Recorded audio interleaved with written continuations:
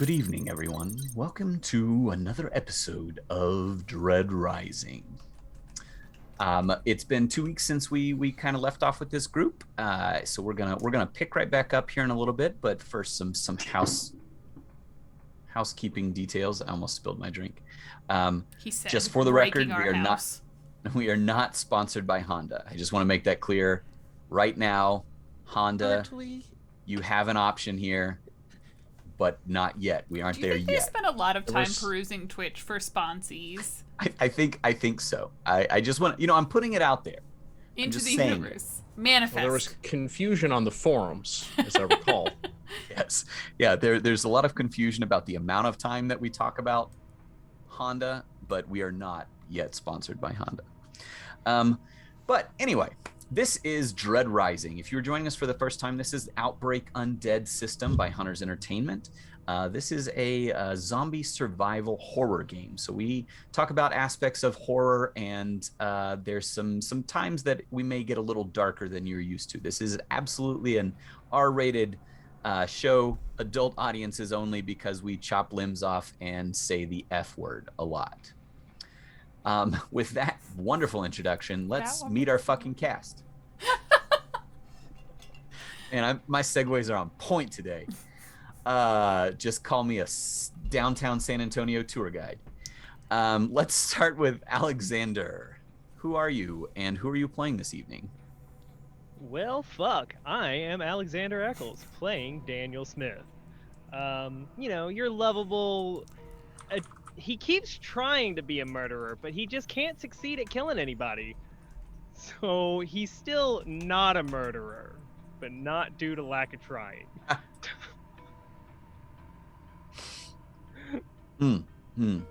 And next up, Mr. Maxwell Gray, Lord Fancy. Yes, I am Lord Fancy, and I play the indomitable sheriff's deputy, Maxwell Gray. And he's just here to look out for his family. The only one with family left. That's true. Wow! And who would we be referring to, Mr. Storyteller? Oh, I'm going to build suspense. We'll get to that. Should I start another counter for how many times Justice rubs in the fact that Jenna's dead? And Jenna's also... My name is right here. You can see what it is. Okay, Carol, calm down. Oh. Next up, Ms. Diana D'Amico playing... Did you just almost mispronounce my last name? Nope. Should I take this off? Should I just... Playing Quinn Strong. We're moving right past that. We'll take it out in post. There is no post. I am post. We'll edit in post. Fuck you. Keep rolling. Yeah, everyone. So I'm Diana D'Amico. Just to say it with me. D'Amico.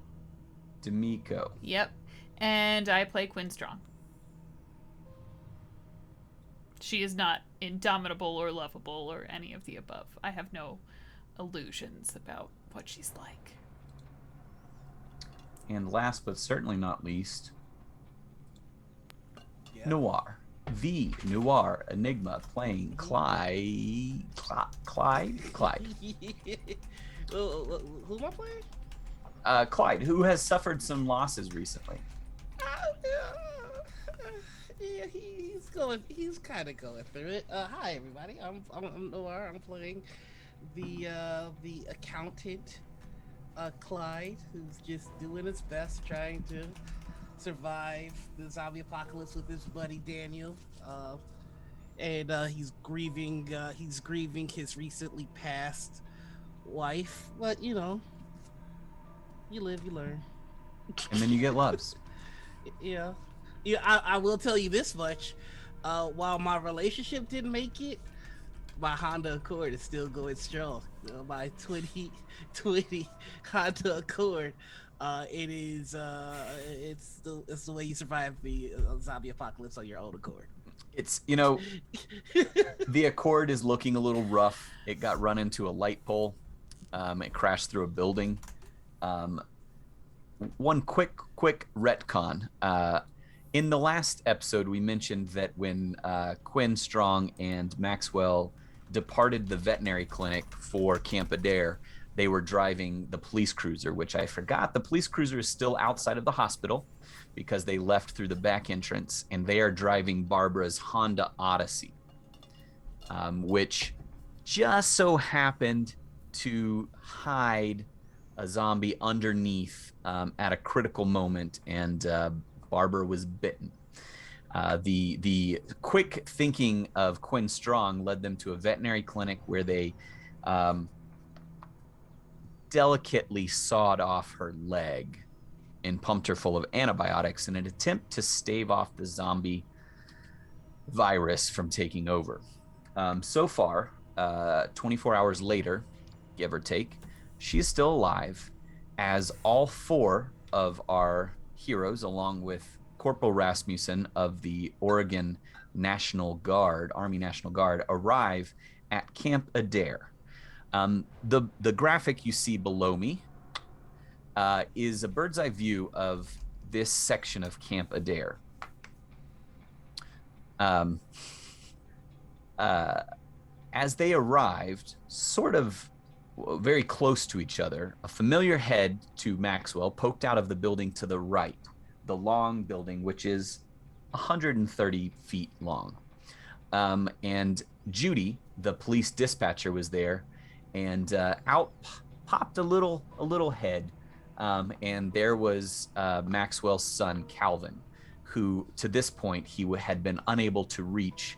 Calvin and Maxwell's mother-in-law, who I think we have a name for, but I cannot remember, were both there.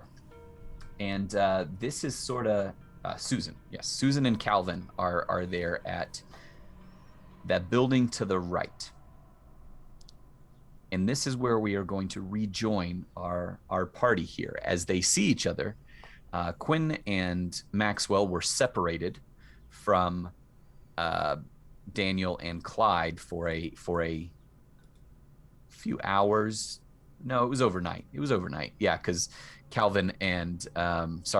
and Daniel had a wonderful night spent cuddled close in the cab of a 18-wheeler that they then tried to drive and forgot that they didn't know how. So that is where we're going to pick back up. We were just in the moment. Can't make it weird, man. I'm going through some things. I'm experimenting. And Daniel is always there for you. Is this a Like a romance good neighbor. game? Have I been doing it wrong? Is it OTP. wrong to pick up girls during a zombie apocalypse? The virtual experience. Oh, okay. All right. Should we just start over? Should I just kick it back to the No, starting we'll suit edit screen and We'll do it in post. stop We'll edit in post. it?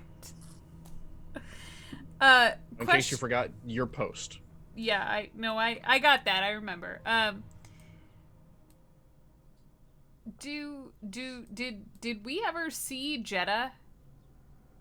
No, because you all never went down to the bottom floor. We had of already the kind of hospital. driven off towards the morgue at that point, right? Yep.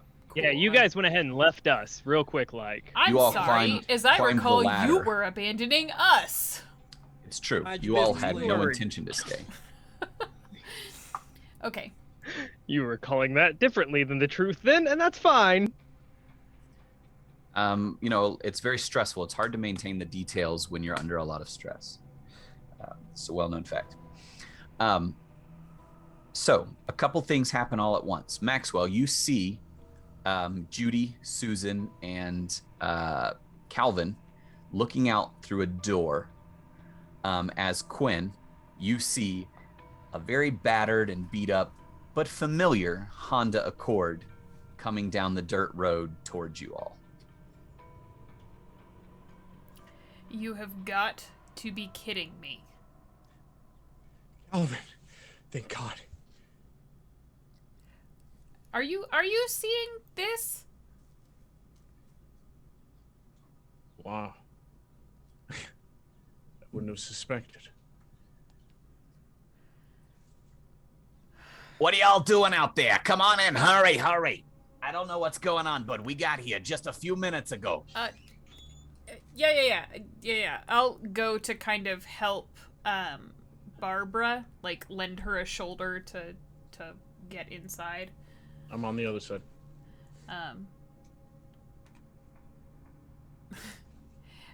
Are we able to make it to the door before the car comes to a stop and they get out?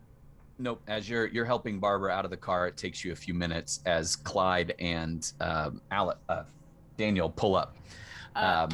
Could I just kind of turn back to Rasmucin real quick and say, they're suspicious. You should probably frisk them before we let them inside.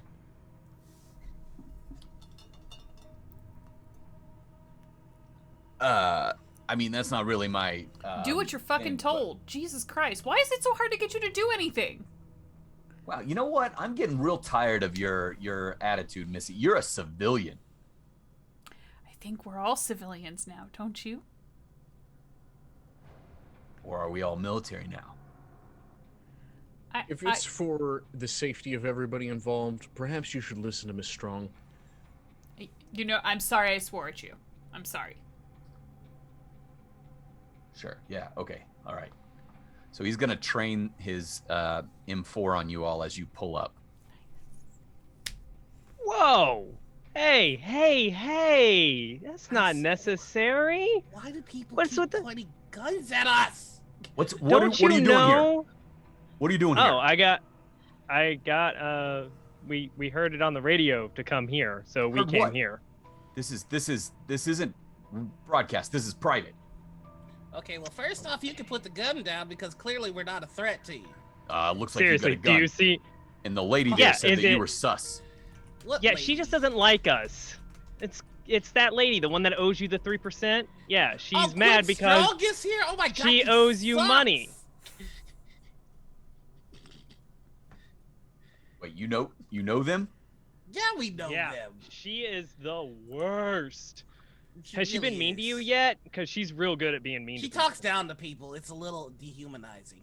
Yeah, I kind Yeah, she thinks of she's noticed better that. than everyone else. You know, really, you don't have to take it. It took me a while to realize that it's best to just stand up for myself, and really setting those boundaries has been really helpful these last few days. Okay, so Quinn, roll me an intimidation. Oh, I'm so glad I just added a whole bunch of skill points to that one. Clyde and Daniel both roll me persuasion. Oh, hey, And- I just and- added a bunch of points to that one. And we're gonna see if which one of you wins out, and if Corporal Rasmucin is gonna try and frisk you all. 1 degree of success for me. Okay.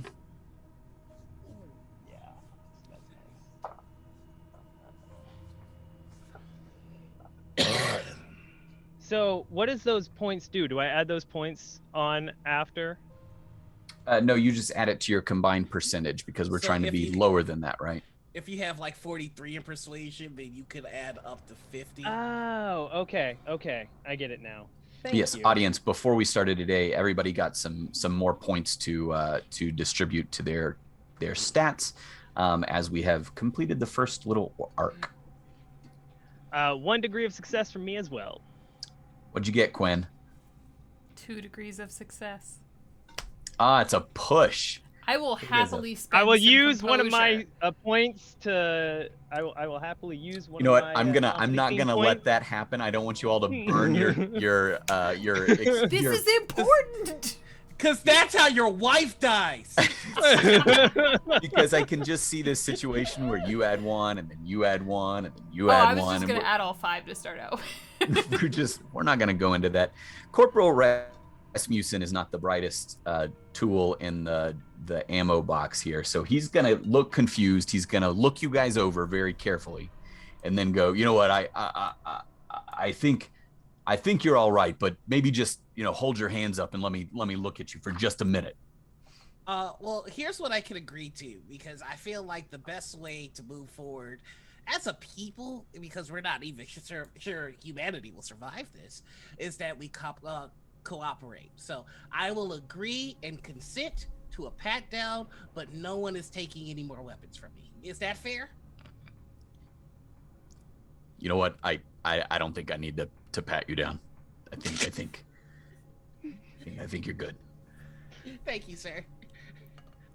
Good work, Maxwell, Clyde. as you are carrying your wife here with Quinn Strong moving towards your son, she is still hot to the touch. As you touch her skin, as you're supporting her, she's hot. She's sort of in and out of consciousness, and she sort of whimpers with every step as the shock of the step runs through her body. Judy, is there anybody else here? No, sweetheart, it's just the three of us. Maybe for the I best. finally said, fuck it, I'm abandoning the station, and I went and got your ma and your son. I knew y'all was out here somewhere. I really appreciate that, Judy. Are we stocked in here? Stocked? What do you mean? And she pulls Food, this medicine? a double-barrel shotgun out, breaks it down, looks at her shells, and then slaps it back together. And she goes, I got lock, stock, and 2 smoking barrels, if you know what I'm saying. Yes, Judy, I know you love your gun. Food, medicine, everything of the like. Have you seen? Have you looked? We just got here, sweetheart, but the building looks empty. All right. We just need to get in.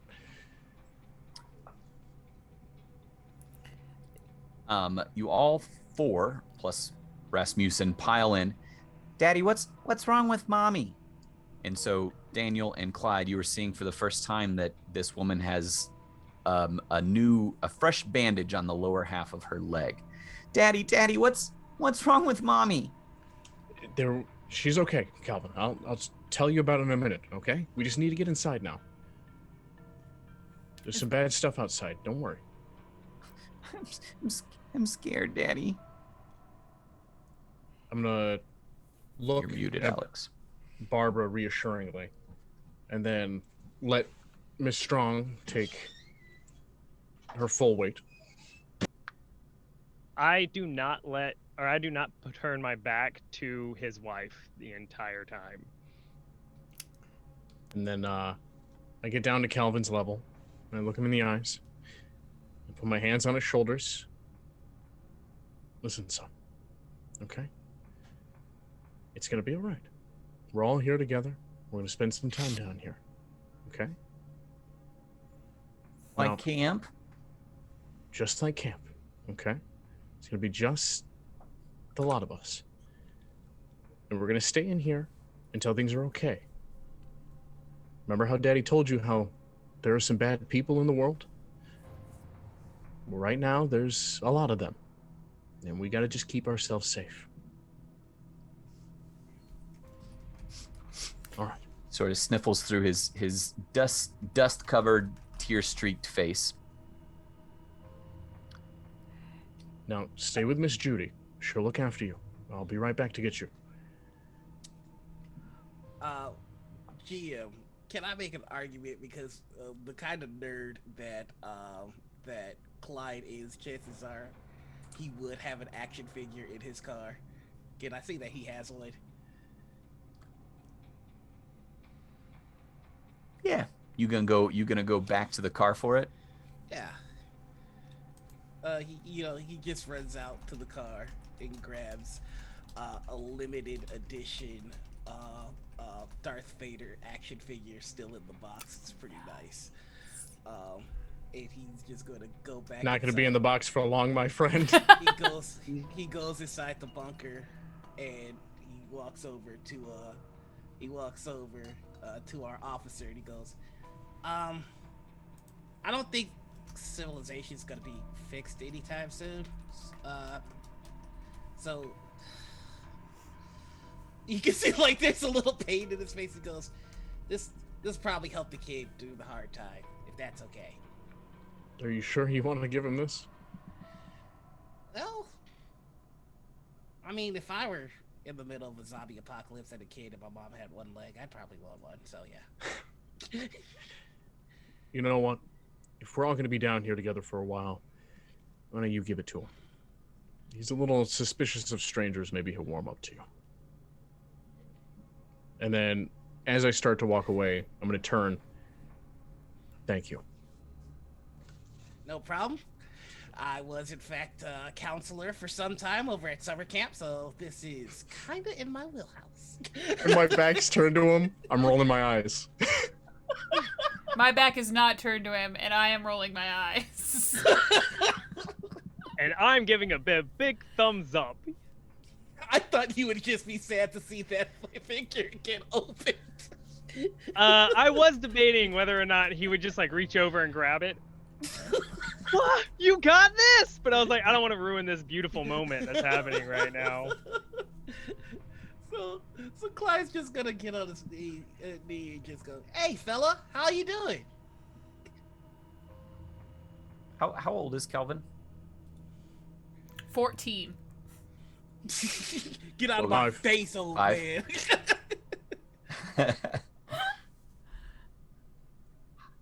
Hi. Pretty rough day, huh? Yeah, it's been real scary. My grandma said that we had to hide, and then Miss Judy showed up and then we ran and we drove the car, and it's been now my mommy's hurt. You know what? These are scary times, and your mom, she did sustain a bit of an injury, but that doesn't mean anything. Some of the strongest characters in fiction, have gone through very much the same kind of incident your mom did. Really? Yep. And he pulls out the Darth Vader action figure, and he goes, "Do you know that he lost both his legs?" Really? Yep. But look at him now.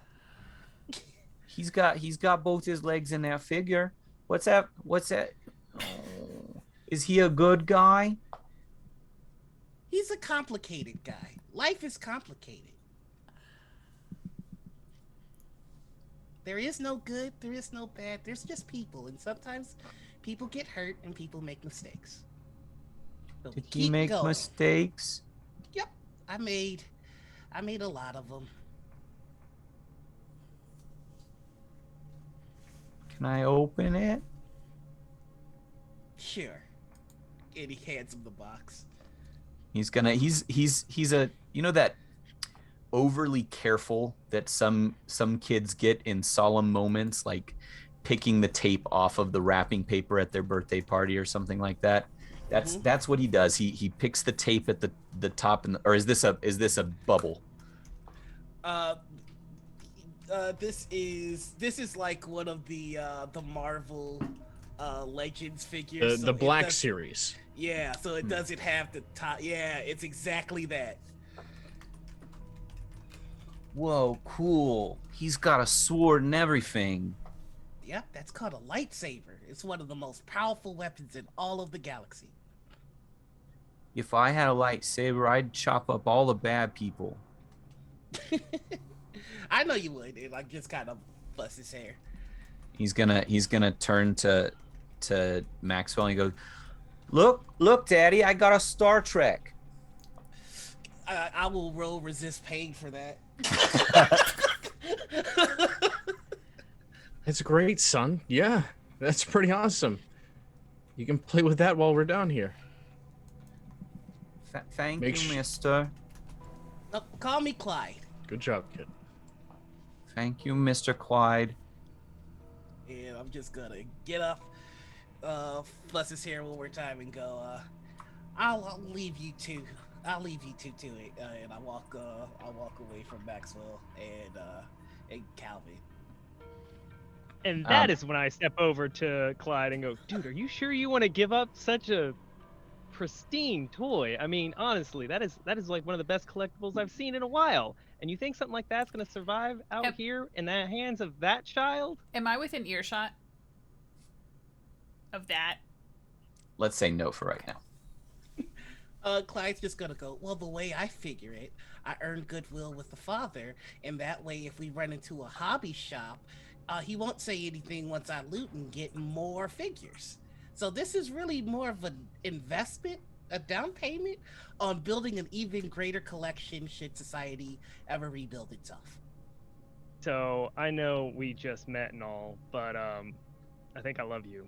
That is a brilliant idea. We gotta find me a toy to give to that kid too, on the double. So, as you all enter this building, it's a long 100-foot building, 131 feet to be exact on the exterior.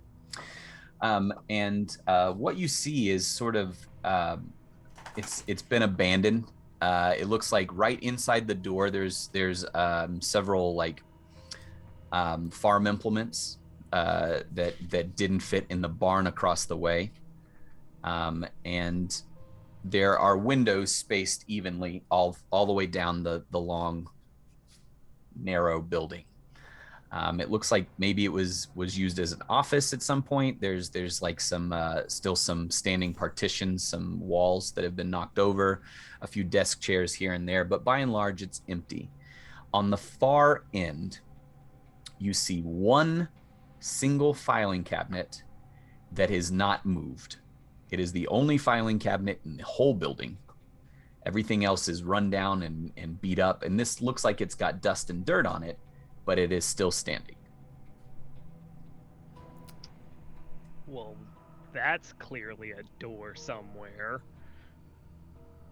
That's what I lean over to Clyde and say, Clyde, that's clearly a door. You should go over there. We could scout it. I mean, what if they're infected on the other side? Only one way to find out. I start going over to that cabinet, and I'm expecting it to be a door, so I'm gonna push on it on the side as hard as I can. Okay. As before you get over there, as you're walking over there, Quinn, you have walked inside the building and you're looking around, and you're still supporting Quinn Strong as supporting myself. Sorry, you're supporting Barbara as Sergeant or Corporal Rasmucin comes in behind, and you all have sort of stood there in the entryway as the exchange of figures took place. And Quinn, you have walked in a little further. Is there anything you would like to do as you look around and see this heartwarming exchange and promptly ignore it so you miss the exchange with the rest of them? Honestly, I would probably just try and put as much distance between myself and Clyde and Daniel as humanly possible. I would probably do it under the guise of trying to find somewhere to allow Barbara to rest. And I would call Judy and Susan over to check her condition, in case they noticed something that I didn't. And well, they're paying attention to her so that I don't feel guilty about it. I'd probably take a look around. You see the same thing, and as you get Judy and Susan mother henning around Barbara, and you get her settled in one of the remaining rickety office chairs there, you see Daniel start to head down the length of the building towards the filing cabinet at the far end. Can I hear anything from that direction? Anybody that would like to give me a listen check? Nope. Maxwell, are you staying with Calvin, I assume? Oh, that's a big nope for me. Oh, no, it's not, because I increased it. Yes! 1 degree of success. I'm on a 59. I got a 63. With Barbara tended by others, yeah, I'll be with Calvin. Okay. I super failed. Okay. Oh, I did too. Great, we're gonna die. You all This is it. You all don't hear anything on the immediate around right now. What you all do notice, sort of, as you're inspecting all of this, the walls are not like, this isn't like a defensible like bunker. This is so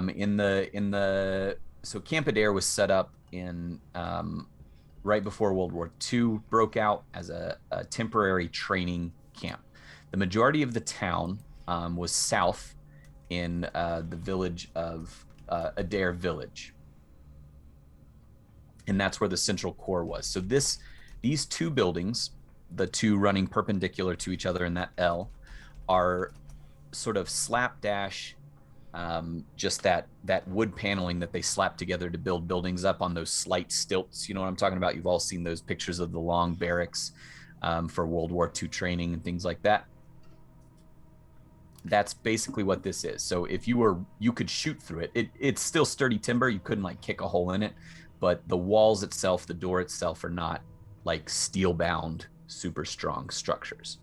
The larger structure outside where you all parked around is larger. It's essentially 2 stories. It's a barn where they have a bunch of farming equipment stored. That white rectangle between the buildings there, that is bales of hay that have a cover pulled over top of them. Would we have seen the farm equipment at all on our way in? Like, was that visible? Some of the things outside are tractors and farm equipment, but you haven't actually looked inside of the barn. It's not an open structure. Well, I was gonna say, if we saw that there was a building that could potentially have tools in it, as soon as Barbara's looking settled, I might go and tap Rasmucin on the shoulder and say, hey, do you want to come check out this other building?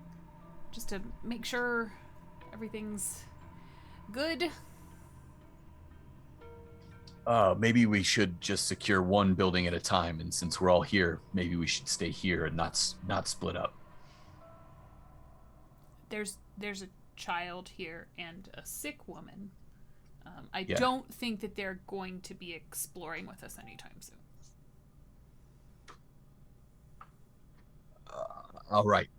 Maybe here in a second. Daniel, as you reach the filing cabinet, you're going to push on it as hard as you can. Actually, he is so confident, which is why he missed the listen roll. He is so confident that he's gonna walk over there and just be like, and say, "Hey, it's a door," and push it as hard as he can. I would just like to remind you, I made the listen check. You don't hear anything either. Okay, well we're gonna die. With 1 degree of success, you don't hear anything. Okay, we're gonna die.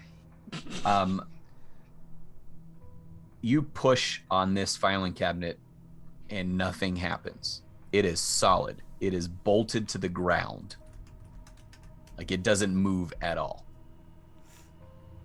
Perfect. See, it didn't move, which means it's anchored down, which means it's got to be a door. And then I bang on it on the top of it. I will so leave to see if it's hollow. That. It is, and it bong bong bong is hollow to your hit. It does sound very much like a door. And now I'm gonna start looking for any way to open it. I'll start by, I guess, would this be a spot listen? Yeah. I am pulling out my gun. Okay. Maxwell. Quinn Strong is talking to Corporal Rasmucin about going back outside. Barbara is established in a chair, and these 2 others are banging on a filing cabinet on the far end of the hall. I'm just there. Guilty by association. 1 degree of success, by the way.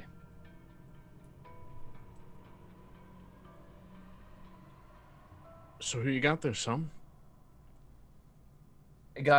Clyde gave me an action figure. It's got a laser sword to chop up all the bad people. That's pretty awesome. Yeah, he's nice. He looks very nice. And he said that this guy was not a bad guy, but not a good guy. He lost his legs like Mama. Yeah. And look at him. Doing just fine, right? Yeah, he's got both his legs back, and he's got a laser sword. Can we get Mama a laser sword? You know, if I find one, she'll be the first one I give it to. She chop up all the bad guys. She keeps us safe. Yeah, she does, kid. And you know what?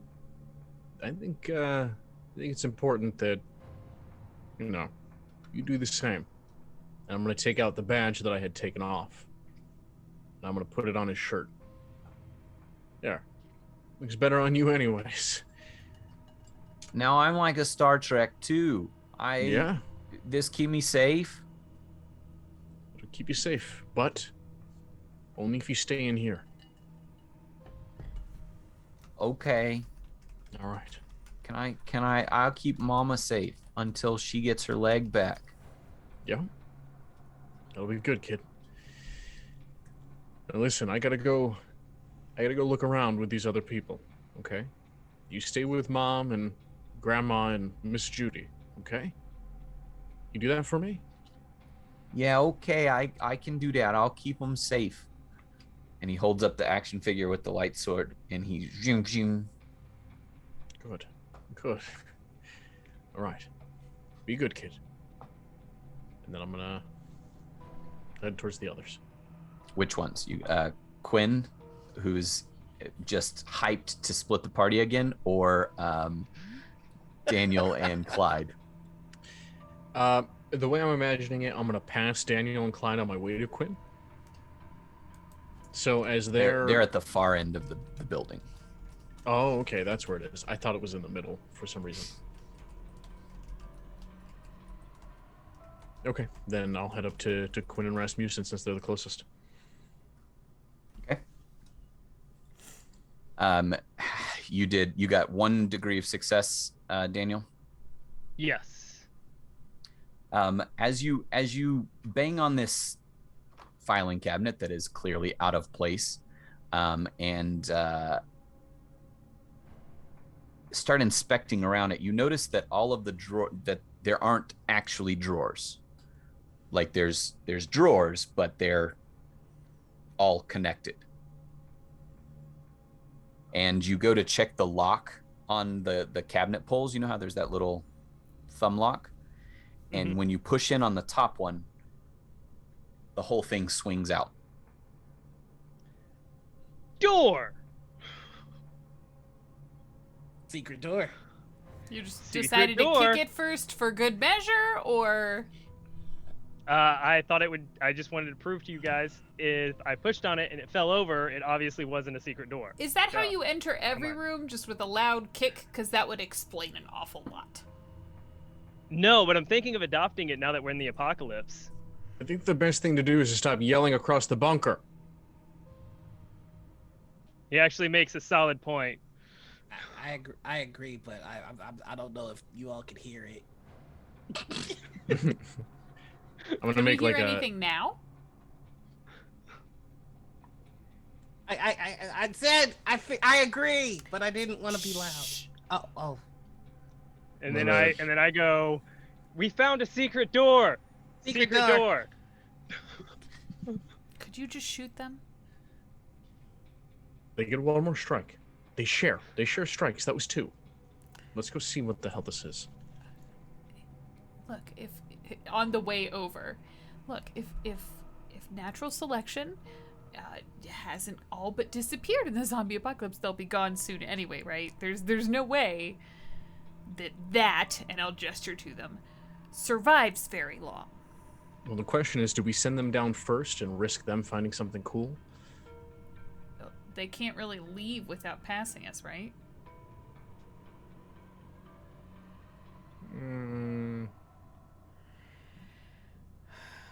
Fine. Interesting point of order. So Quinn has now accepted that this is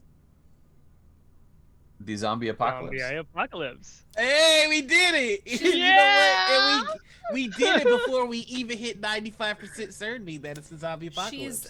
She's not fond of the term zombie, but there's no other explanation that kind of fits what's happening. And she did just convince this man to cut off his wife's legs, so... What you're saying is it's not a zombie apocalypse. I was not speaking to you. Gray has yet to confirm anything verbally. Now we just need to get her on the 3% train, and then we really got something here. I have about 3% of my fucking patience left. We'll get it. We'll get you. We'll get We'll it. get you there. So, inside this cabinet on the floor, there's one of those old school cranks. Like it's a raised up little hatch, and it's one that you would have to turn the thing to undo. And wrapped around it is a chain with a big old fuck off padlock on it. You want to kick that one too? No, we No, I was shoot it. thinking about just shooting it. Yeah, that's standard zombie zombie survival Standard procedure. zombie procedure. First, we ask, does anybody here know how to pick a lock? And if Yeah. nobody says no, if nobody says yes, then we shoot it. And So does nobody's gonna anybody say here know how to yes. pick a lock? Hold, please. I mean, how many people actually know how to pick locks? I mean, that's just, it's a statistical, it's unlikely. Following the numbers, of course. Is that a specialized skill, Dungeon Master, GM? Because like, if Or it's God, not, since Mythical Rollers is in chat? Yeah, that would have be be an expert skill that you added in Okay. at some point. We It didn't might be have something the you you option work of on. doing that, did we? At the academy, Okay. Okay, I was gonna make a case because I'm skipped sure that day Quinn's in done some class. dirty shit to get ahead, but all right, so now we shoot it. Shoot the lock. I mean, it's basic. I mean, so everybody cover your So ears. go ahead and shoot it, Clyde. Of course. First off, everybody cover your ear. Ear safety is very important, and hearing gunshots without any sort of covering can be damaging to the long run for your ear jumps. Okay. So I will everybody take about takes that. 5 huge steps back. I'm gonna call over to Judy and tell her some code for firearm. You know, now that I think about it, I'm only equipped with the pistol, and this isn't really going to be the best for padlock. I'm thinking just to get the most out of our buck here, we might want to see about going with a shotgun. And I don't have a shotgun. He just kind of glares at me. Okay. So, I mean, would you like to take this shot? I'm sure somebody had a great reason for keeping you from having a shotgun. I mean, I can tell you, Boy, certainly. did you give it to the right person? Oh, you have one. That's right. Maxwell took one, and you found one. So who would like to take the shot? I think our police officer here should do any damage to government property as opposed to any of us civilians. I mean, that does make sense, just legally speaking. You have a lot more protections under the law. How worn is this lock? The lock actually is new. The actual bunker roof thing, the why I can't think of what that is called. Hatch? The door, the hatch. Thank you. The hatch is slightly rusted, older, but the chain and lock are brand new, and they've scratched some bright spots in the rust and patina on the steel hatch. You know, there's something quite interesting with this lock. Well, Is it I an don't think it's- antique? Do you not No, wanna it's shoot not. it? Unlike everything else here. If it were older, I would just hit it with the butt of the gun and we'd have no problem. Don't How is- expect it to be empty down there. okay, but if it's a padlock, then how did they lock themselves in there? Did they that lock probably someone be- else in there?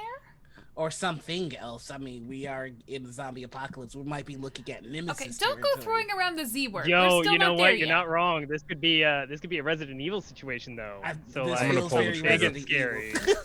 Evil. You should have warned us. I didn't have my ears covered. Now there's a ringing Ear sound. bro, man, ear bro. Oh, God. Oh.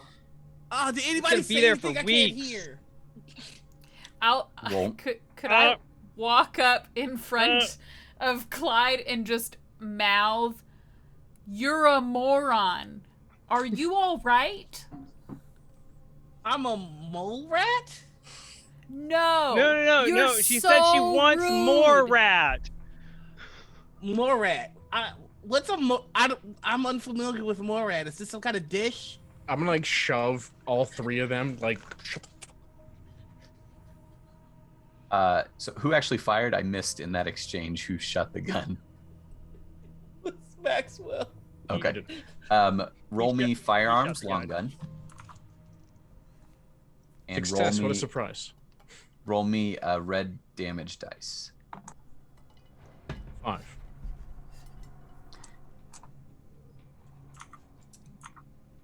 I really wish you guys had shot with the pistol because I was going to have some fun. Ricochets Clyde's off and hits you in the leg. Clyde's always thinking ahead, baby. Let me cut it off. Quick, cut it off. You got one mode. Go Look, to it's my amputation. one move. I'm not good for very much.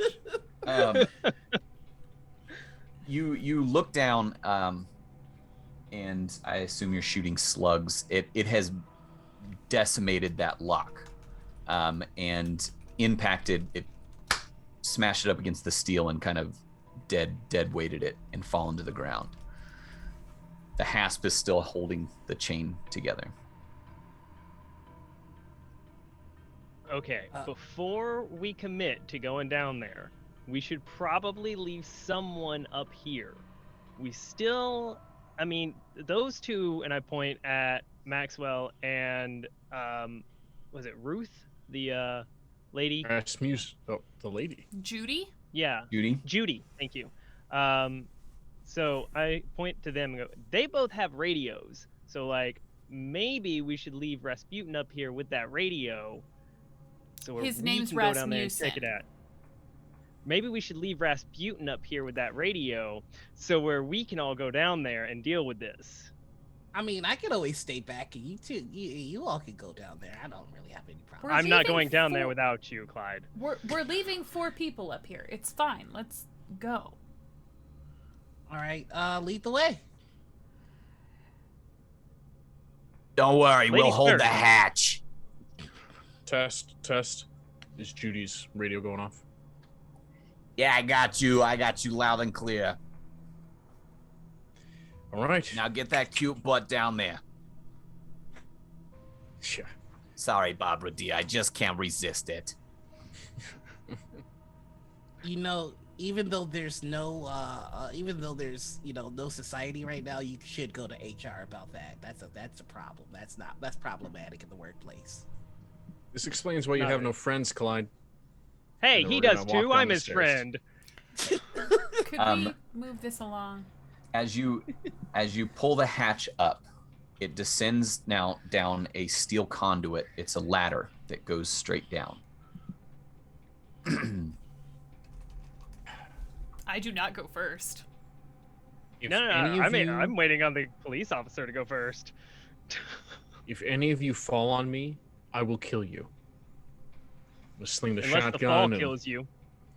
take out my mag light. Start heading down. Also, you if just- good. He was just gonna say, if we find a cache of weapons and there's like a really cool axe shotgun hybrid, I call dibs. Oh, I should have thought of that. Well done. I get second best. As you descend down, you go about 10, 15 feet straight down. There's no lights below. It's dark. It's getting colder as you descend. And when you reach the ground, there's a wide open space around you. It's all concrete. The floor's concrete, the wall's concrete, the ceiling's concrete. And immediately to your left and right, there are pallets. There's 2 pallets that are full of bottled water. And the pallet on your left is MREs. Oh, well, I'm gonna grab some of those. That's You for aren't sure. down yet. Oh. Let me retract that real quick. They are piles because they couldn't have got a pallet down that pipe.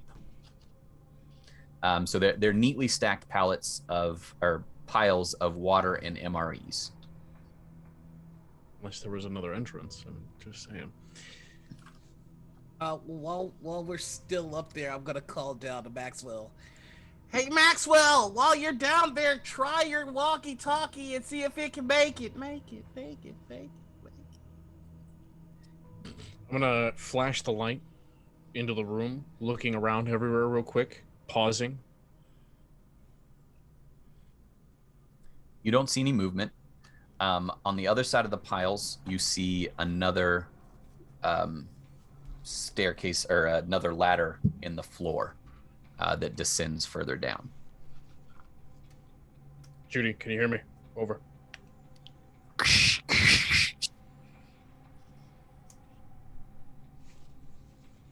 Great fucking plan.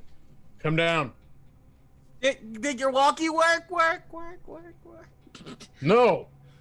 If I'm up there with them, I would discourage him from yelling. But as soon as maybe it didn't work because they're too far away. Let's bring the walkie-talkie to the top of the thing instead of it trying to go through the concrete. I'll start climbing You down. can just go through the hole. As soon as Quinn starts to go down, Clyde's gonna take a beat and go, you know, if we were the bad guys, this would be the perfect opportunity to betray them.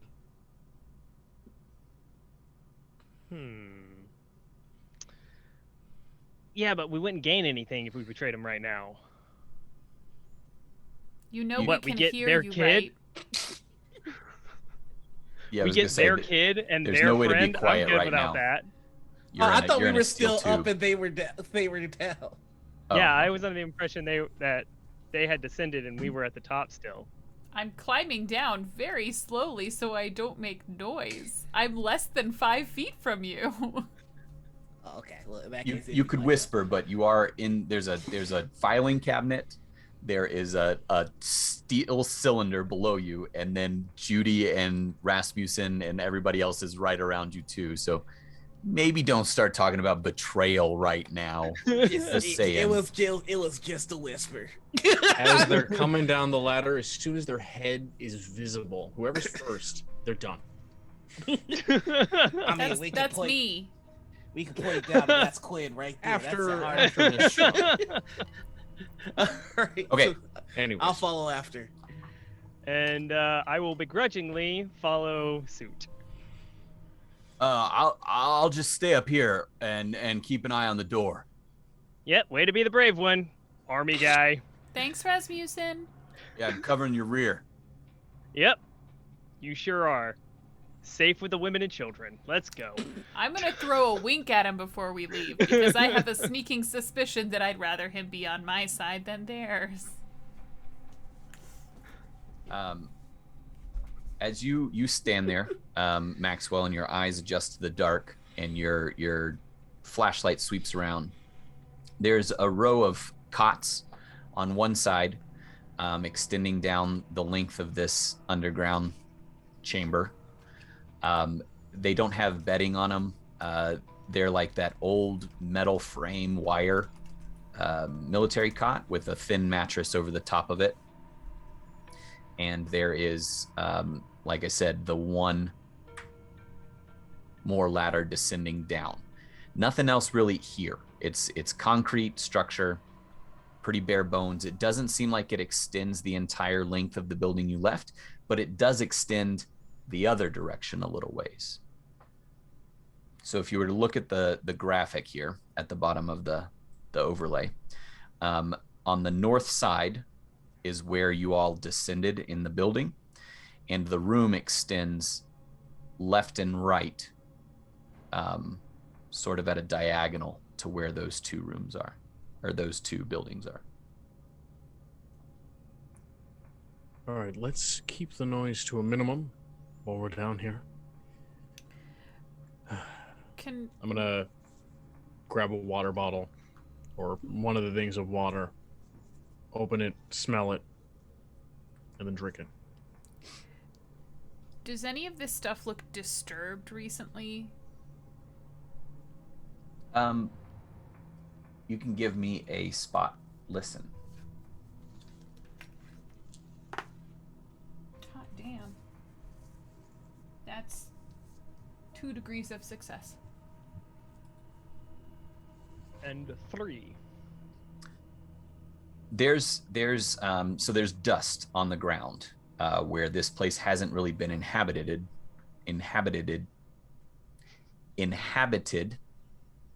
for some time.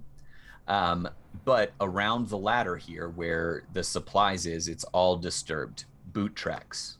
Can we tell how fresh?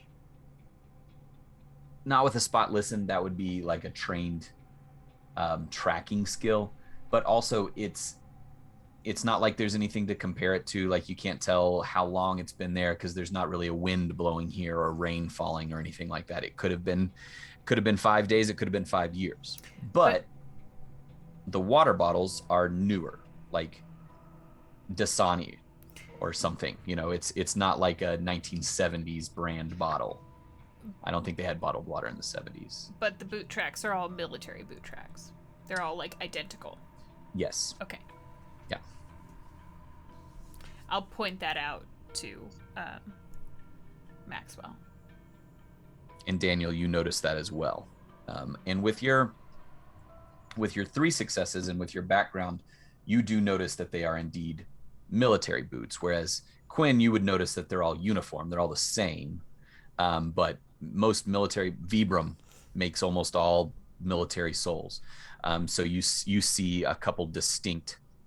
Now, Vibram makes a lot of work boots as well, but it's easy to extrapolate from the evidence that you have. This is military was brought in to set this up. There's no great cache of weapons down here. You all have one flashlight, is that correct? And it's the one Maxwell has? I don't have one. Now, above you, there is a string of lights, but there's no noticeable switch where you're at.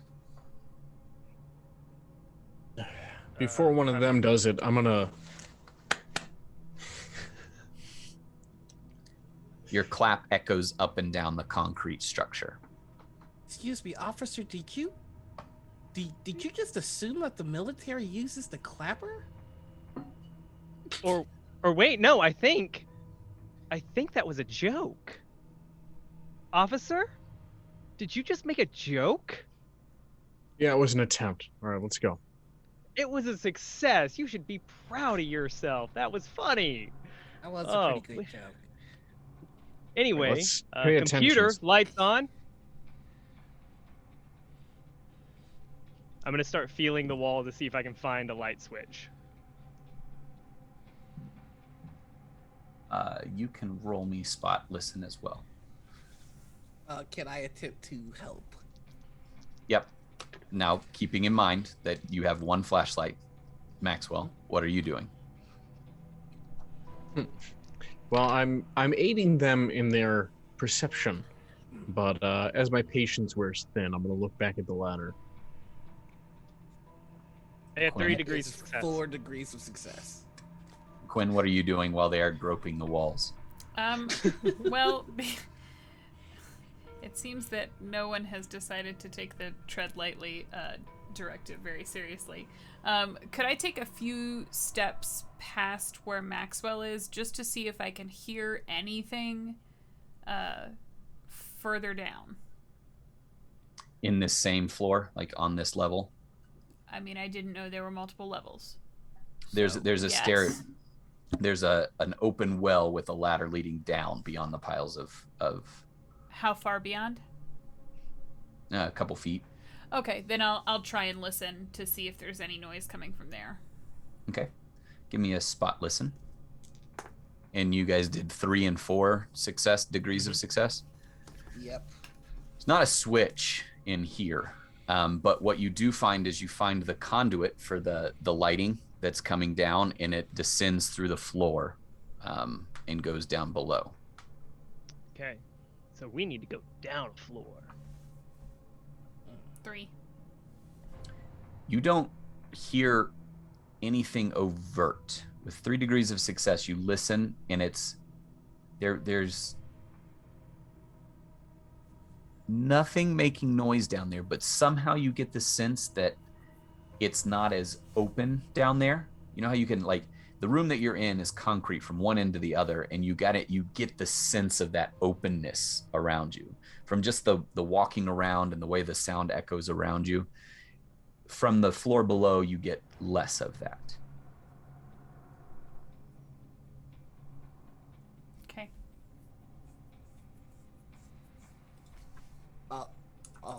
Also, were there any ice cream MREs? It's not astronaut ice cream. That's different. That's an entirely different thing. They have ice cream. No, they have MREs ice in the cream military. MREs. Well, let's find out. Those MREs, do they look like they're from World War II or prior, or do they look like they're from the Vietnam War or later? That would be a history of some sort roll. Let me see here. History of some sort, the skill. We've done it. We've absolutely done it. We have broken the entire tension of climbing into a bunker in order to find ice cream MREs. It's really gonna subvert expectations when we all blow ourselves up now. Thanks, guys. You know what? I don't know. Roll just straight perception.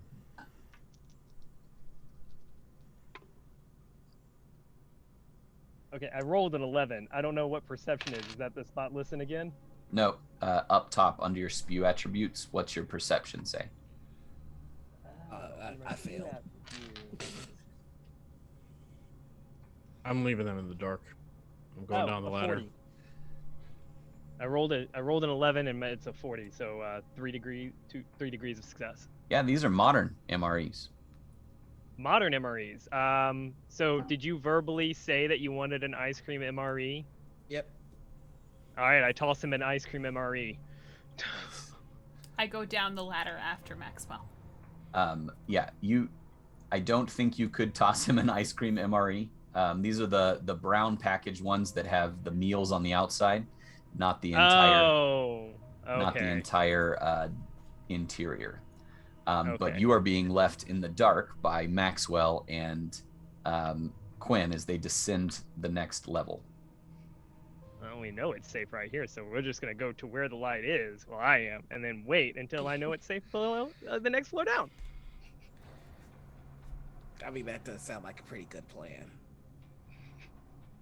So we're just gonna wait to hear them safely land, and then we'll slide down.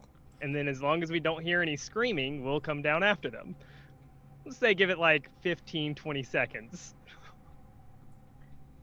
Maxwell and Yes. Quinn, as you descend down, this is indeed a smaller area. It is only maybe 40 feet by 20 feet here, whereas the room above is about 100 feet by 20 feet. And it's dominated by old, like Cold War era computers. So it's the big room size supercomputers. They're all quiet, dead. And on the far side, you see a generator with an exhaust port leading straight up. Well, that could help. Yeah. Is it like the computers you can just walk completely around, or are they against the wall? They're against the wall. You know, that army green metal exterior with all sorts of indescribable knobs and tubes and wackadoos. Fuck. I don't want somebody being alerted that we're turning this place on. I'm gonna inspect the wires coming out of the power box and see if I can tell if any of them are going to the computers and what. I'm just trying to make sense of it. The At that moment, sorry, go ahead. the wires, or sorry, the conduit that came from the lights above descends down to the floor that you're in and traces its way across the ceiling over to the generator on the far side. Again, this is like once you're down here, this looks straight up out of the 70s. The conduit is the older, thick corrugated steel. All of the computers are older. And on the far side, the generator does have multiple boxes coming up off of it and feeding over to the computers and whatnot. Maxwell, if there were someone else here, don't you think they would have started this up already? I mean, it's not exactly as if it's out in the open. I don't know. It's strange to me that the food and the water bottles are recent, but this place isn't turned on. I don't know.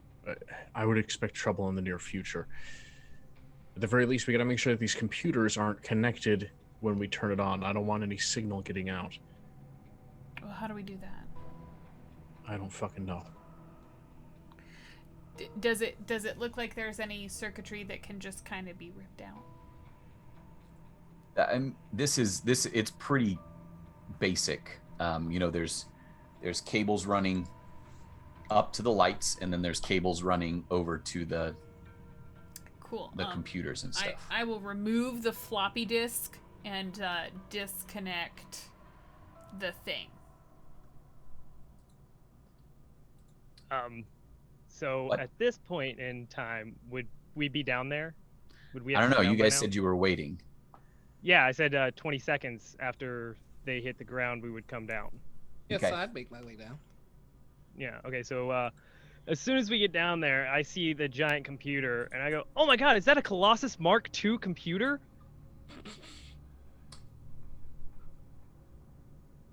Who are you And I asking? run over and inspect it. Oh no, it's more to myself, and I run over and inspect it. Very, very excitedly, I might add. Quinn, there's not really a floppy disk thing to pull Oh, out. I was kidding. Oh, okay. All right. Sorry.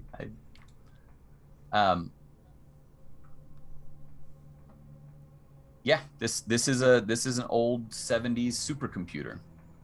Oh. So. Thought you said World War II supercomputer. Mm-mm.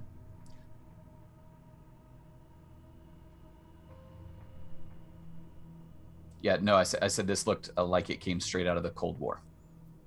Oh, okay. My apologies.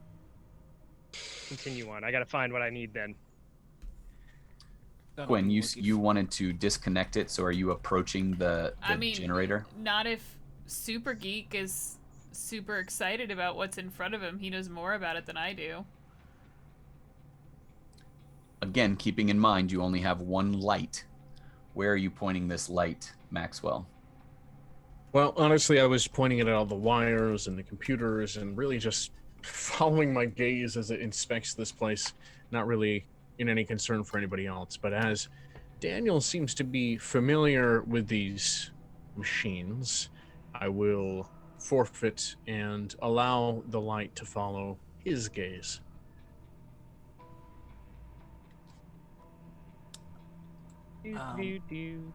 Quick question. This is generally the area where we know that the light switch is, right? To turn the lights on. Yes, there's the generator at the far end of the room. Clyde's just gonna make his way over there. Okay. As soon as you are out of the arc of this one flashlight, you are in the dark. I have just a lighter, and that's what I'm gonna use. Wonderful. You're going to hold a lighter over the gas-powered generator. This is perfect. No. Okay. Okay.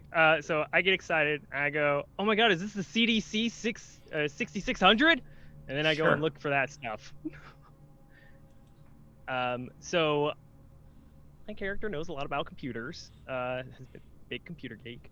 So do I know how to make this whole system run?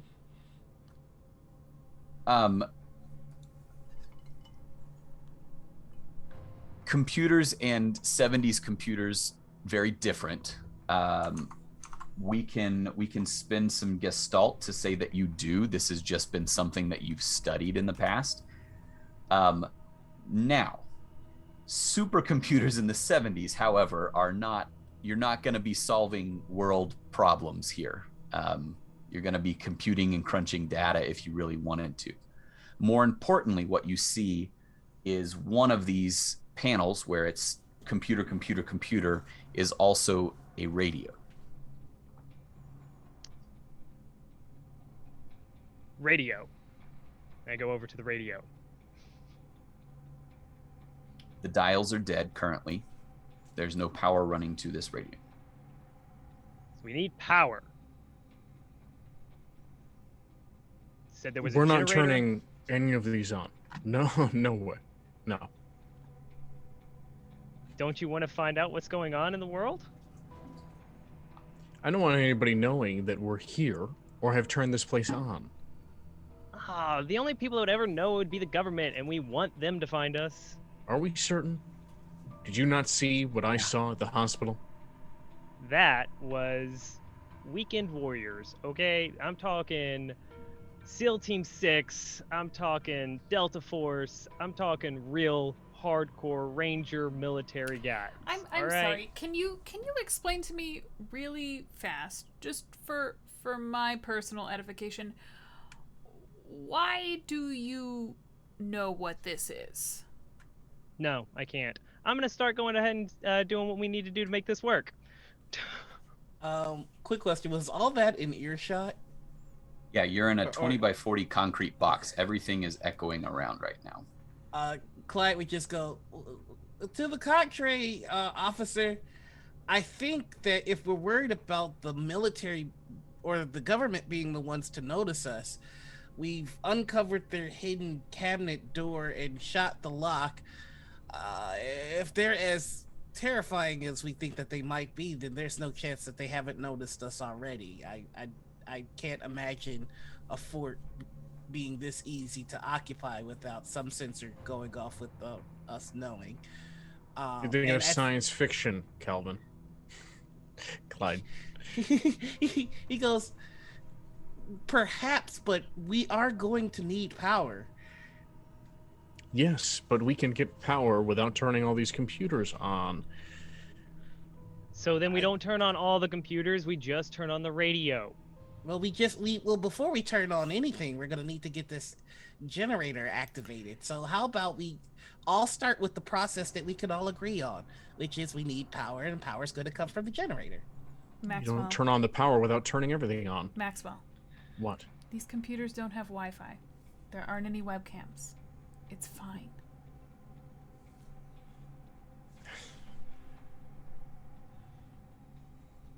All right.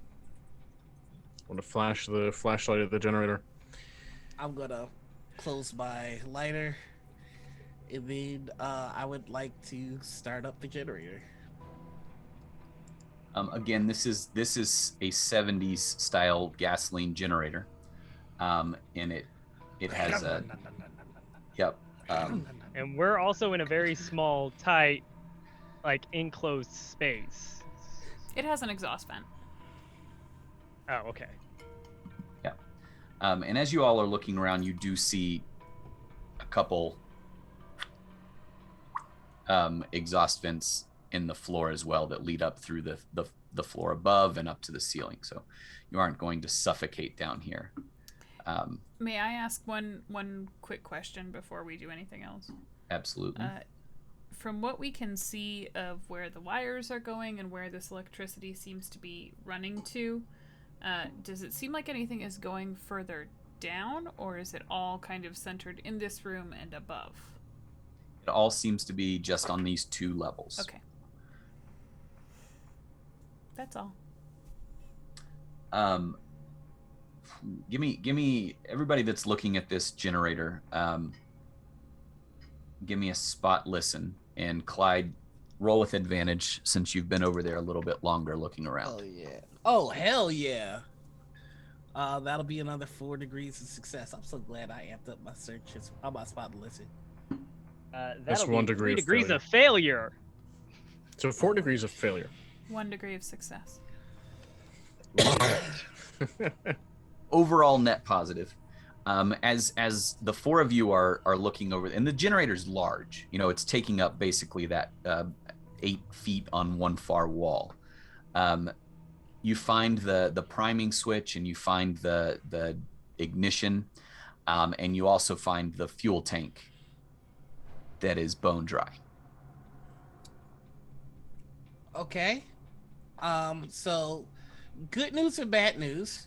The good news is this is just like the generator that we had at Trinity Heart Summer Camp. So the priming switch is right down here. We give it a few pumps. It'll be great. The bad news is we are out of gas. Good news is that we can siphon some gas from the... Oh, this is diesel, isn't it? Oh. Good news is we know where a couple of semi-trucks are parked and we can siphon gas. All the farm Yes. equipment. Yeah, why in don't the we other just look at the building? other bunkers? Right. Radio. So, overall, positive experience going down here. Good job, everybody. We have our next plan of action. We just need to siphon some fuel from farm equipment. Ooh, shouldn't we check out the rest of what's down here? Pretty difficult with one light. I think we'd be more efficient searching when we have the light. What's the rest of what's down here? I don't see anything else. Weren't there 2 hallways? 2 paths above us? No, I imagine Well, that whole thing.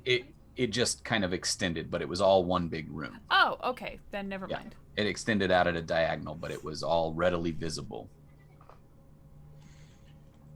All right, we go Just- up. Not much here. Yeah, let's go on up.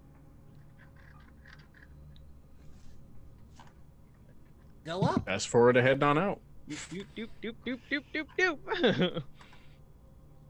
Anything I'll happen take while up we were some away? water and some MREs with me for Calvin and Barbara and whoever else. I will Oh, grab thank an you, MRE doll. for me. I Water for was me. getting quite parched there. And she's gonna Can light tell up you. a cigarette. You've got such a beautiful Fucking husky Judy. voice. It would be a Fucking- shame. Judy. Sweetheart, if you like my voice now, you should have heard me from 40 years ago. I was quite the crooner. Can't wait to hear some of that after a few drinks. You got drinks? You got some booze? And she's gonna pull out a flask and offer it to you. Well, actually, I I still have these 100% from... will take a drink. Actually, I still have these from Quinn's room. I've got 2 Yeah. bottles of whiskey, 2 bottles of rum, and some whiskey. Well, we save those till we get the power on. I was just letting them know that we have them here. It'll be an incentive for us to get the job done sooner. I've already had a drink. Here's what's gonna happen. Airplane bottles. We're gonna search these other buildings. We're gonna find what we can get, and we're gonna do it quickly. I don't care if we look over something, just as long as we do it fast. I don't want to be in there too long. Hopefully, we can see without there being no light source. Does anybody else have a flashlight? Nothing? Seriously? Oh yeah, I got one. Hey, Rasmucin. Sorry, I didn't plan for the zombie apocalypse. Got a lighter. Can we borrow that, please? Why doesn't Yeah, he Quinn. just come with us? Oh, you guys going back outside? We're Yeah, doing a remember sweep. that building. Yeah, all right. Okay. I mean, the only reason that I would recommend that at least one armed individual stays back is because we do have vulnerable civilians. Judy has here. a shotgun. Yeah, I wouldn't question Judy. She looks hard. She can kill you across this entire building with that shotgun. Could you please? She is the most dangerous one out of all of us. Yeah, you watch your mouth or I'll put the cigarette out in your eye. Actually, bum one of those from you. I've been dying. Judy, Just met you, but I think we're gonna get along very well. I'm a no-nonsense broad. I can tell. So I'm going to lay down a plan of just sweeping both these buildings, north and east, from where we are. And yeah, we're just going to go through, and anything that moves is dead, is what I'm going to tell them. Okay. Yes, she does grudgingly hand over a no filter Pall Mall from a pack that is crushed up in her breast pocket here. Could I in response hand her a no filter Marlboro from my pack of cigarettes that I've been toting around? Oh yeah. I mean, it's not really my brand, but any port in a storm, hey, sweetheart.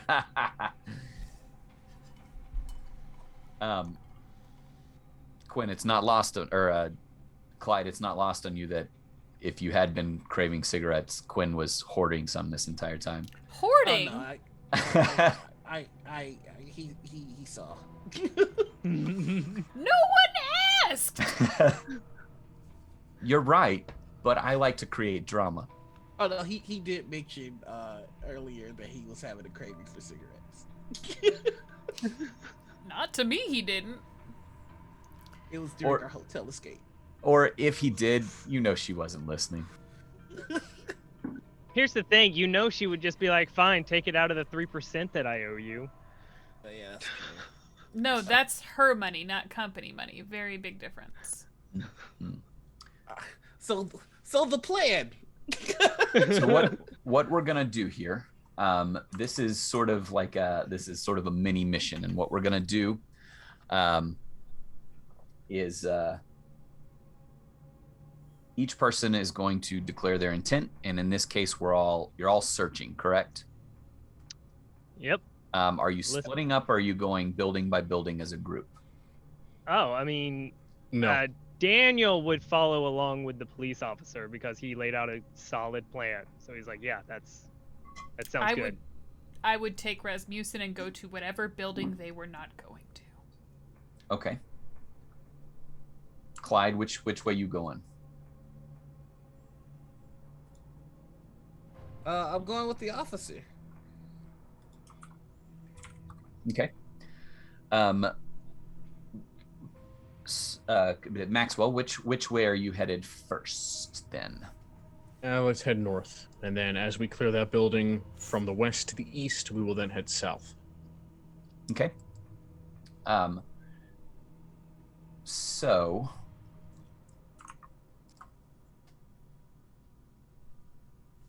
everybody's going to roll spot listen.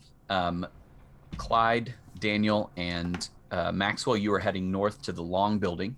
This building has 2 doors on it, otherwise similar to the exterior of the building you just left. Quinn and Sergeant Corporal Rasmucin are headed towards the barn, is that correct? Correct. Okay. You also roll me spot listen. What's the maximum degrees of success you can have? Because I 4. rolled a 4.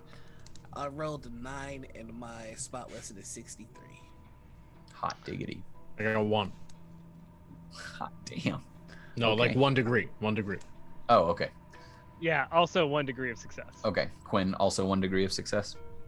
Well, I rolled a 78 for Rasmucin, so he didn't find anything. Luckily, How many farm failures did he equipment's give us, big. though? It is easy to spot. Okay. The long building first. Plenty of natural light coming in through the doors. It is the same construction as the previous one with the sort of shiplap exterior, solid wood walls, but ultimately not gonna withstand much. You're not gonna be able to barricade it up and keep it safe. This one is more in disarray than the other one. Like it hasn't been cleaned up at all. There are desks and office chairs that have they might have been used in the last 20 years. Otherwise, the partitions and the cubicles that were set up here have all fallen apart and just left in disrepair. It looks like some kids have been in here. Several of the windows are broken out. There's some graffiti scrawled on the walls. Is there anything in particular that you all would be looking for in an office type setting? Well, because I know it's a military outpost, I'm actually not looking at the office type stuff. I'm looking for hidden doors and more passages because I still think this is a game. Okay. Escape room style. Clyde? I'm looking for a couple of things.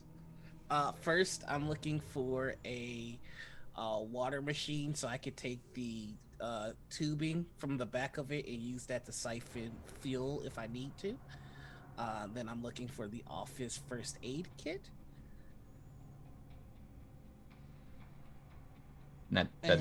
Sorry, sounded like you were going to go on. Oh no, that's essentially it. Anything I can hit somebody. Oh yeah, an axe, a fire axe. Okay. And Maxwell, what are you looking for? Gas cans. Say that again. I'm sorry. Gas. Okay. Red classic gas cans. In this office setting, as you guys are digging through desks and filing cabinets, Daniel, you don't find any more secret passages. I imagine you probably walk up and kick every standing filing cabinet. If I don't kick them, I shove them over. If they move a little bit, I'm like, all right, it's not really a thing. They all kind of shift. They're full of personnel files, like abandoned stat sheets and things like that are sort of falling apart. Maxwell, you don't see any gas cans in here. You search through the desks, you find some writing implements, some pencils, some pens, things of that nature. An old 70s calculator that is no longer working. Clyde, you search a little differently, a little more methodically, and you do find, right inside the door, there is an old water cooler that, the 70s ones that had the glass water containers. That glass has been broken off, but you are able to pull some tubing from out the back. And with 4 successes on it, you do find, just like in Fallout, slapped right on the wall with a big red cross on it, a basic first aid kit with, when you open it up, all the medication's expired, but it's still there. There's your basic ointments and aspirin, ibuprofen. All of the gauze has been chewed up. There's a hole on the back of it, and it looks like some rat or something has gotten in there and pulled out the gauze, but you still have some of the basic things there. Okay. And by chance, was there a fire axe? There was not a fire axe. And I assume you walk in one door, traverse the building, and walk out the far side door. Ms. Strong, very different experience here for you. Before you go too far, I will spend a competency point to get 2 degrees of success, because okay. I don't feel like 1 is going to find me what I need. Okay. The door here is locked, but it's one of those the big doors that can open, like a bay door kind of thing, but inside it has a person door. Yeah. So it is an aluminum structure barn, much newer than the rest of the buildings. As you pass that white container there, you do get that strong whiff of hay and straw, as this is all around you. There's nothing around you all. As you walk outside, it's fields that look like they've been freshly either plowed or cut or something. You're not a farmer, you don't know, but there's nothing actively growing right now, as this is early spring. The door's locked, but you give Rasmucin kind of the head, and he's able to, rephrasing, you nod at the door to Rasmucin, and he just kind of gives it a kick, and it's an aluminum frame, and it bends in pretty easily. Inside, it's dim. There's windows high up on the second story, but inside, you're met with a tractor. There's 3 tractors in a row, and behind them, up along the walls, there are several different implements that you could haul with a tractor. Justice doesn't know them, but like, I don't Tractor know. parts. Tractor parts. attachments. Like a trailer, a threshing machine, a reaper. I don't know if those Tractor are plus. things. Yeah. Tractors, propane, and propane accessories. Tractor expansion. Tractor What are you volume looking- 2. Electric Boogaloo. Tractor 2. Tractor DLC. Tractor pull things. Yes. Tractor pulley things. Things you pull behind a tractor. What are you looking for in particular here? A couple things. So I'm gonna be looking for additional light sources, for just us as a group. I'm of course gonna be looking for either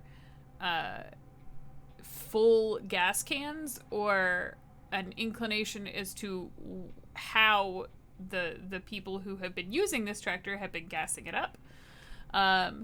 I'll be looking for anything pointy, like a pitchfork. I'll be looking for an axe. Anything that seems that it could be of general use. Blankets, things like that. Just anything.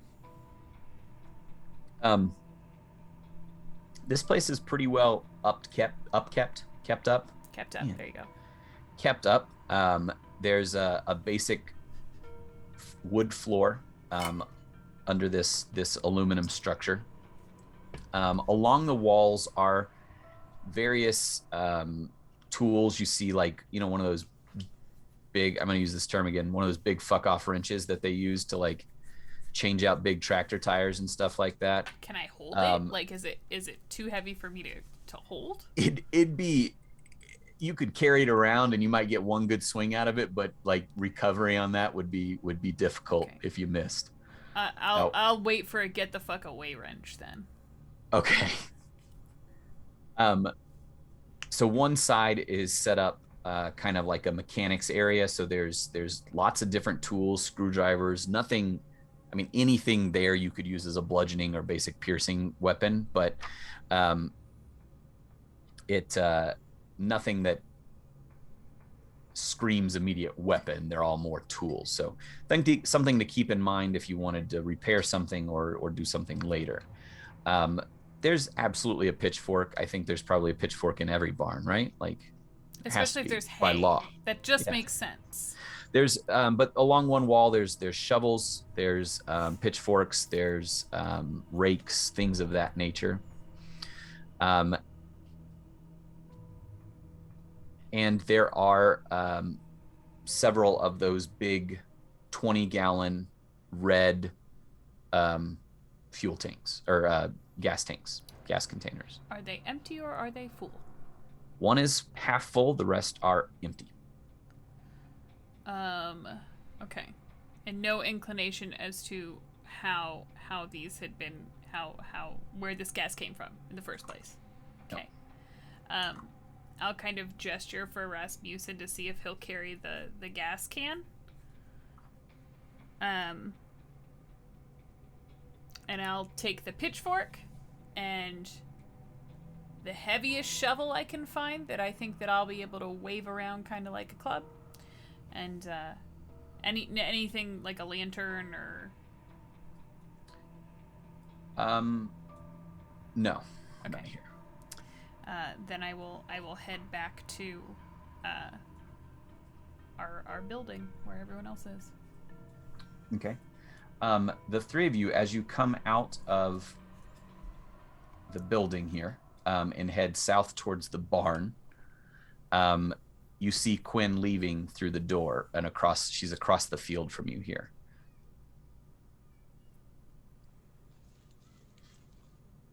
What does she have? She has a pitchfork and a shovel over each arm, and I have a Rasmucin with a gas can. Rasmucin is carrying a gas can. Oh, good, they've got the gas. All right, let's just make sure there's nobody hanging out in this last building, and then we can be done with this. All right, sounds like a plan. So let's do it. All three of you give me a spot hidden real quick as you come out of the building. Oh, that's 1 degree of success. 56.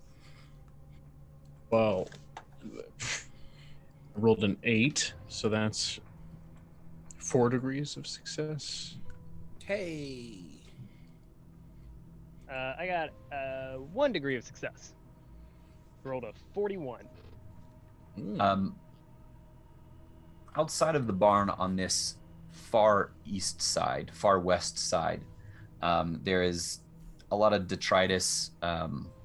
Just looks like trash hadn't been picked up in a while, pallets, and a large white container that has flammable on the side. It is big, white, cylindrical. You guys can't quite see it in that image there on the overlay, but it's right at the top, right out the left side of the So a big barn there. Okay. big cylindrical barrel. This says flammable. Any spigots or spouts coming off of Probably fuel. Yep, there's a turny hatch thingy on top, and there's a spigot coming off of the bottom. You be correct, Daniel. At the very least, let's make sure we don't have anybody hiding. Yeah, Well. lead the way. Yeah, we'll follow behind. All right. You don't find anybody else. You did see that Quinn was carrying a gas can as she headed back towards the long building. Quick cursory glance over the rest of it. You don't find anybody else. You do find a larger truck that is parked out, a big farm truck like an F-350. And inside you do find another flashlight. Yeah, we'll definitely collect that. And the last building in the top right there, I know nobody went this way, but I'm just going to wavy hand bullshit over it. It's actually a restroom. And it's kind of like, it's the ones that you find at state parks, national parks out in the boonies. So it's a chemical toilet. So it's got a big reservoir underneath that has chemicals in it for safely disposing of waste until you fill it up. Then you got a problem. Yeah. Big poo problem. Oof. Just throw some lye on it. Okay. Why? Not just for hiding bodies. Then yeah, we'll reconvene back at the middle. Quinn, would you like to explain what you found?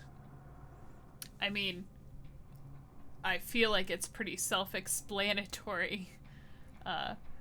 Walking into the room, you see Quinn and Rasmucin standing there. Quinn has kind of a large shovel leaned against one shoulder. She has a pitchfork leaned against her other shoulder, and Rasmucin is standing there with a gas can. Doing some archaeology, Miss Strong. I figure I'm the only one without a gun. I might as well have something pointy. Be beneficial. All right, Pocket. let's start this thing up. All right. Well, yes, right, of course. So here's where we put in the gas. And he will go ahead and do that, and just a couple of primes here. It usually takes about 3 pulls. Oh, yes. I would not have gone down this time. Instead, I would have encouraged Rasmucin, Judy, and myself to take up point positions at the 2 entrances. This building also has an entrance and an exit at either side, correct? This one Just only the had one. Yep. Then maybe take up positions at 2 of the windows and then the front door, so that if the lights go on and something does happen, we're ready. Okay. I'm down beneath with Clyde. Okay. Daniel. Yeah. Oh, yeah, no, I'm down there with Clyde. Okay. You have 2 flashlights now, so you don't have to be right on top of each other.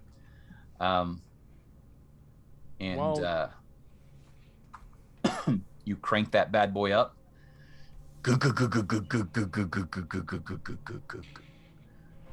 and it kind of chugs in and takes off. And first, the lights overhead come on, and then you see light coming down the well above you. And now you can see that next to the well, there is, it's not so much a switch as more like a breaker that you can turn on and turn off for the lights going up and the lights going down. And the computers start to light up. I want the three of you to give me a composure roll real quick.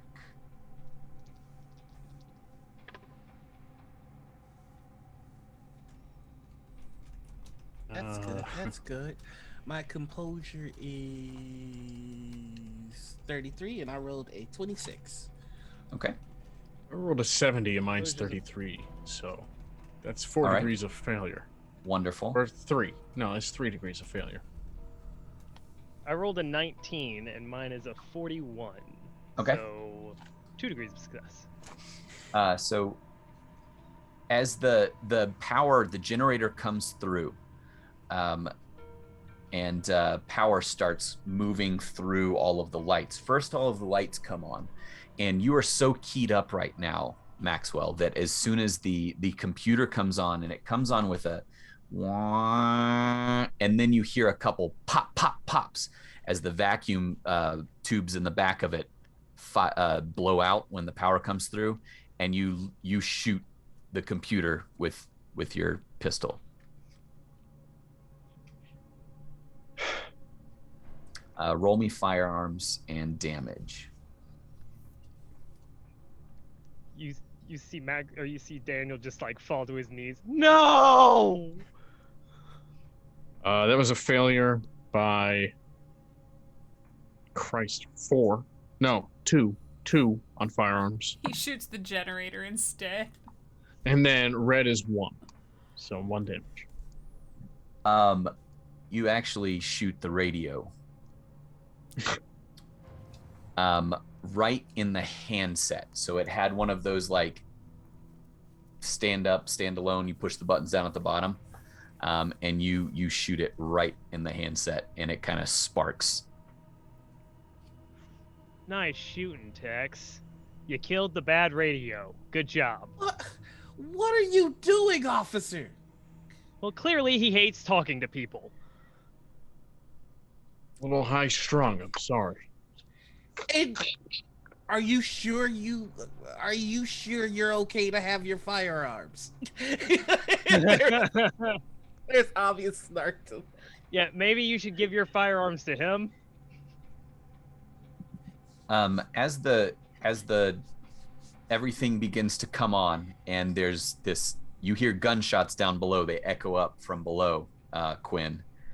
And the radio turns on and the dials illuminate, and you hear chatter back and forth.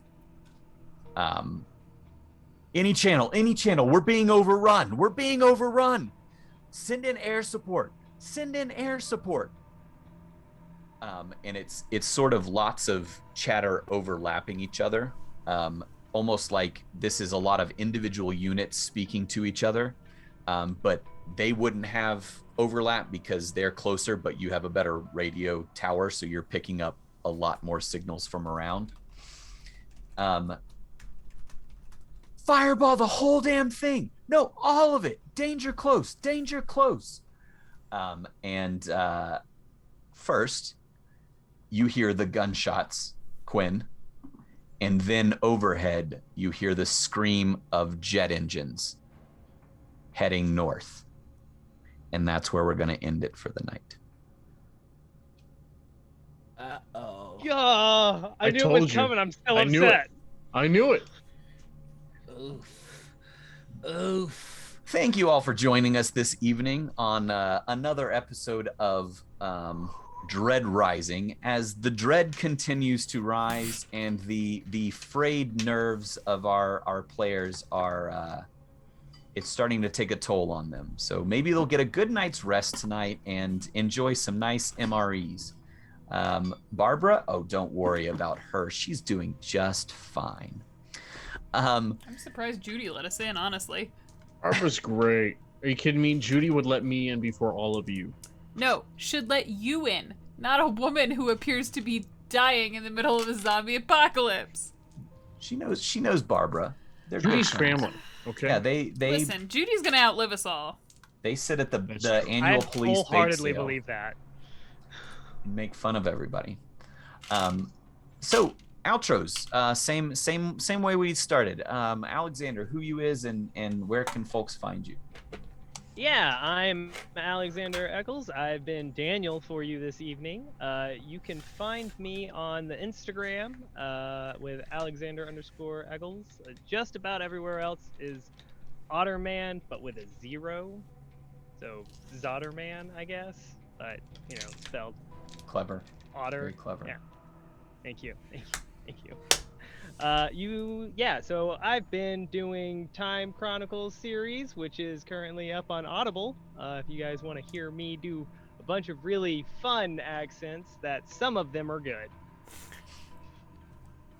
And then also, Lupus S Ex Machina has their trailer out. You can see it on my Instagram page. Again, that's Alexander_Eccles. And that's me. Thank you. And next up, Mr. Maxwell Gray, Lord Fancy. Where can folks find you? Yes, I am the indomitable Lord Fancy, and I play Maxwell Gray in this weekly excursion into horror. You can find me on my own channel, Lord_Fancy with an IE. I'm there in chat and also being wonderfully shout out by this wonderful channel. Tomorrow we have episode 11 of Fancy's Fables, End of Eras. We are returning from our break last week, and I am so fucking excited for what's to come. So if you like D&D and you like roleplay like this, come on over there. Which episode is the end of the era? I guess you'll have to wait and see. God, the tension. You have to tune in Wednesdays. And Ms. Quinn Strong. Hey guys, I'm still Diana D'Amico. I know, sorry to disappoint. You can find me here on the channel that Justice and I run, Bard and Barbarian. Tomorrow night I'll be over on Play Renegade's channel for episode 5 of The Nightlife, our Vampire the Masquerade campaign set in Miami. Does Will Smith know that you're there? I'm hoping. Fingers crossed. Yeah, I think that's all I'm doing right now, right? That's it. Sure. Thursday, we will be back with Iron, Dust, and Blood. Yes. It's true. We will. We have a new season with new cast members. Same old Monroe sisters. But new spooky stuff. New spooky stuff. And excuse me, last but not least, Noir. I got a hiccup there. I thought the suspense was if you were gonna say the character's name right or not. Cornelius. Hello, everybody. Or referencing his dead wife. Hey, there wasn't any in game. That's awesome. Hey, everybody. I'm Noir. You can find me all over the internet as The Noir Enigma. That's Twitter, Twitch, YouTube, TikTok, and Instagram. I am the latest writer added to the Cursed Captains of Cthulhu team, so please check that Kickstarter out. Pirates and Cthulhu. I mean, that should basically sell itself. Also, Our Kids on Bike game is back. We've moved from the Roll20 channel to go join the circus. Now our show has been rebranded as Trouble in Techburg, and we are in Pixel Circus's Twitch channel, so check that out. And this Saturday morning for Morning Ritual, we have the lovely Banana Chan Games in Austin, so please check that out. It'll be a good time. But that is me. Thank you so much, and I have been your game master this evening. You can find me on all the socials as Stash Mandu. Thank you all so much for joining us, and thank this wonderful, amazing cast who constantly come up with ways to delight and horrify me. just a quick shout out to the action figure coming in clutch there for young Calvin. That was some inspired bit of RP there. Yes, the dog just decided that she wanted to get up. We are going to go raid Hunter's Entertainment now. Make sure you tune back in here Thursday. We will not be having But What If this week. I just don't. Diana and I built a patio this weekend, and we're just real tired and recovering. But come back, check in for Iron, Dust, and Blood. Like Diana said, brand new cast. We're going to shift to more of a pulp style, and it's going to be a lot of fun and spoopy horror. But enjoy the rest of your evening, and we will see you all on Thursday. Bye, guys. Bye.